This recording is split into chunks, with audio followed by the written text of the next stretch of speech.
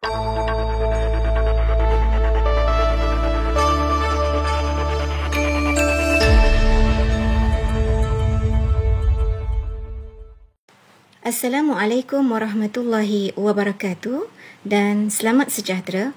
Salam perkenalan daripada saya, Ustazah Rashidah binti Syahran. Saya bertugas di Sekolah Menengah Kebangsaan Datuk Sip Yong Ping. Saya akan membentangkan kajian tindakan saya yang bertajuk Challenge of Story. Objektif kajian tindakan saya ini ialah ianya dilaksanakan untuk meningkatkan kemahiran murid bagi menghafal biodata tokoh-tokoh pendidikan Islam khusus bagi murid-murid tingkatan 5 dalam kebiasaan yang baru. Objektif khusus kajian tindakan ini ada 3 perkara, iaitu yang pertama, saya telah menerapkan konsep da'i mad'u di mana murid berpeluang bercerita kepada rakan, dan yang kedua, memberikan keyakinan kepada murid untuk menyampaikan sesuatu maklumat dengan baik, dan konsep yang kedua ialah konsep sharing di mana murid dapat berkongsi maklumat dengan menggunakan visual yang sangat menarik dan murid merasa seronok dengan perkongsian bersama rakan-rakan pada sesi pengajaran dan pembelajaran pada ketika itu. Dan yang ketiga ialah konsep mudah di mana dengan menggunakan kaedah challenge of story, murid mudah mengingat dan menghafal biodata ataupun fakta yang terdapat dalam bahagian tokoh dan penglibatan murid dapat dilaksanakan secara lebih optimum. Dalam kajian tindakan ini, saya telah menerapkan 2 teori pembelajaran, iaitu yang pertama disebut sebagai teori behaviors di mana dengan menggunakan teori behaviors, murid dapat menggunakan satu bahan visual yang diberi nama sebagai wheel of story dengan ringkasannya ialah WOS, yang mana bahan visual ini merupakan satu bahan yang merangsang persekitaran pembelajaran yang positif kepada murid-murid dan guru bertindak sebagai facilitator bagi memberikan keyakinan kepada murid-murid pada sesi pengajaran dan pembelajaran. Yang kedua ialah teori kognitif di mana ianya merupakan salah satu daripada usaha guru untuk membantu murid bagi mengingat fakta bahagian sirah dengan menggunakan bahan visual iaitu WOS, dan yang kedua ianya dapat memantapkan pengetahuan sedia ada murid. Baiklah, bagaimana pelaksanaan kajian tindakan ini bermula? Ianya bermula hasil daripada refleksi pengajaran dan pembelajaran saya yang lalu. Saya mendapati sebahagian murid tidak dapat menghafal biodata tokoh dengan baik. Yang kedua, terdapat juga murid yang kurang berminat untuk menghafal topik sirah. Dan yang ketiga, murid tidak dapat menjawab soalan bahagian sirah dengan baik. Dan saya telah mendapati hasil daripada kaedah pengajaran dan pembelajaran saya yang lalu, saya mendapati murid tidak dapat mengingat fakta dengan mudah. Dan apabila soalan diberikan kepada mereka, mereka gagal memberikan jawapan yang tepat kerana mereka keliru dengan fakta yang banyak yang terdapat di dalam buku teks. Dan saya telah mencetuskan satu idea untuk memberikan kemudahan ataupun kefahaman kepada murid dengan menggunakan satu kaedah yang diberi nama sebagai Challenge of Story dengan menggunakan satu bahan sokongan iaitu bahan visual Wheel of Story. Bagaimanakah kaedah ataupun kajian tindakan ini dilaksanakan?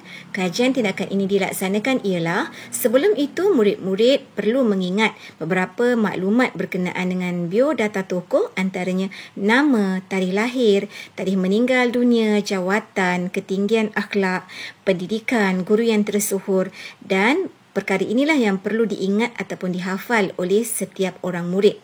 Bagaimana kajian tindakan ini berlangsung ataupun dilaksanakan?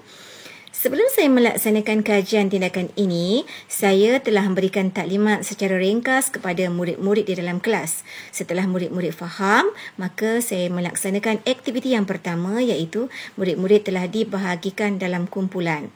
Dalam satu kumpulan, terdapat 3 orang murid, iaitu murid yang pertama, murid yang kedua dan murid yang ketiga. Pada aktiviti yang pertama, murid yang pertama akan memegang WOS iaitu Wheel of Story, di mana di dalam Wheel of Story itu terdapat semua maklumat berkenaan dengan biodata tokoh tersebut. Dan murid yang kedua akan memutarkan WOS untuk mendapat maklumat. Kemudian, murid yang kedua akan berkongsi maklumat tersebut kepada murid yang ketiga sehinggalah murid yang ketiga benar-benar faham. Setelah selesai aktiviti yang pertama, maka aktiviti yang kedua ialah murid yang pertama akan bergerak ke belakang murid yang ketiga dan pada ketika itu murid kedua akan menjadi murid yang pertama dan murid yang ketiga akan menjadi murid yang kedua dan murid yang pertama akan menjadi murid yang ketiga.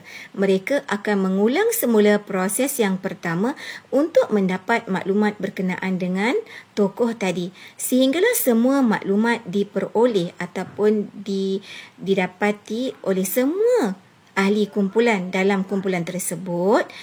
Pada aktiviti yang ketiga ialah mereka akan menulis semula maklumat yang diperolehi tanpa melihat wheel of story ataupun mana-mana buku rujukan di dalam buku ataupun di dalam buku latihan.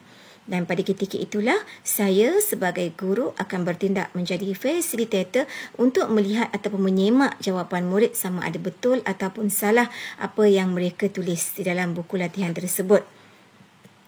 Melalui ujian pra dan ujian pos, saya mendapati perbezaan markah yang begitu ketara daripada skala markah ujian pra dan ujian pos. Bila dilihat melalui graf perbandingan, pada ujian pra, markah yang paling rendah adalah 0 markah.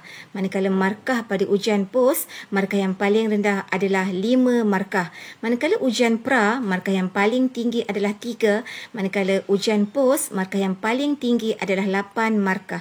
Dan ini menunjukkan kaedah challenge of story telah memberikan satu impak yang positif kepada diri murid-murid untuk menghafal ataupun mengingat biodata tokoh dengan begitu baik.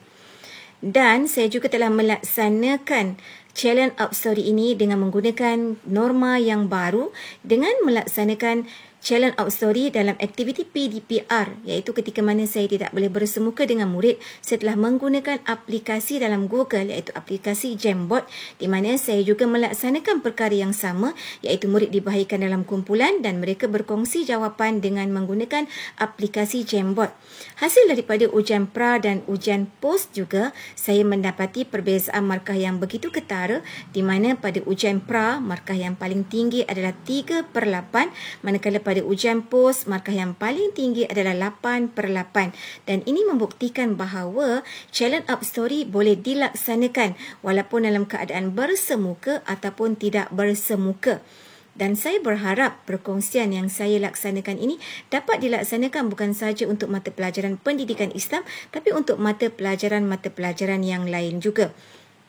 Kesimpulan daripada kajian tindakan yang saya laksanakan ini ialah, iaitu yang pertama, aktiviti perkumpulan dapat mewujudkan pembelajaran yang aktif pada sesi pengajaran dan pembelajaran pada ketika itu.